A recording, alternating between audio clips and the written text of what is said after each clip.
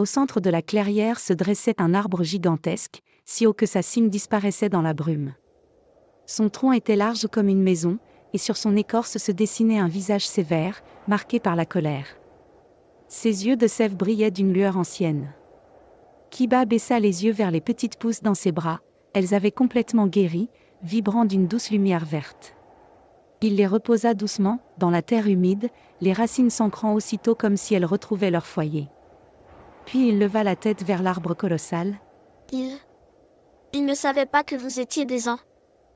Le visage de bois pivota lentement vers lui, ses yeux de sève fixant l'enfant. Puis une voix profonde, grave comme le tonnerre lointain, résonna dans la clairière. Je reconnais cette aura. Tu es le fils du loup blanc. Tu connais Ryu? Les branches du grand arbre frémirent doucement, comme bercées par un ancien souvenir. Pas personnellement. Mais quand je suis né, il y a plus de 4000 ans, j'ai vu son ombre traverser le ciel. Sa lumière était telle qu'aucun de nous n'a jamais pu l'oublier.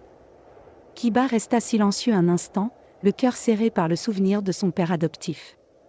Il replanta soigneusement les 3 pousses qu'il avait portées, puis se redressa.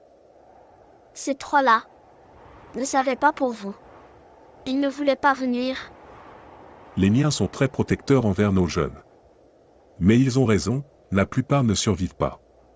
Depuis quelques années, notre espèce s'éteint peu à peu. Le grand arbre resta un moment silencieux, ses yeux de sève observant les 3 jeunes pousses que Kiba venait de replanter. Leur éclat vert semblait plus vif que celui des autres, comme si elles respiraient une force nouvelle.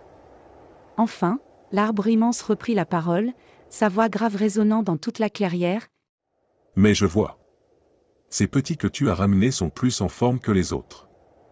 Leur sève est plus claire, leurs feuilles plus vives. C'est ton aura, enfant. Elle les a nourris, tout comme autrefois, celle de Ryu nourrissait les forêts et les cieux. Si tu veux bien, donne de ton aura à nos jeunes pousses. Avec elle, ils pourraient grandir en bonne santé et notre lignée aurait une chance de perdurer. En échange, nous fermerons les yeux sur ce que ces 3 inconscients ont fait. Erika et Mirina échangèrent un regard surpris, tandis que les 2 fanboys, toujours tremblants, n'osaient même plus respirer. Kiba posa doucement une main sur une pousse encore fragile et ferma les yeux. Si mon aura peut t'aider, alors je le ferai. Une lueur dorée jaillit de son corps et se diffusa lentement dans le sol.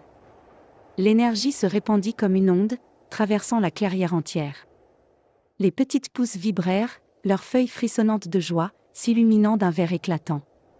Même le grand arbre immobile depuis des millénaires, sembla se redresser légèrement, comme rajeuni par ce souffle de vie.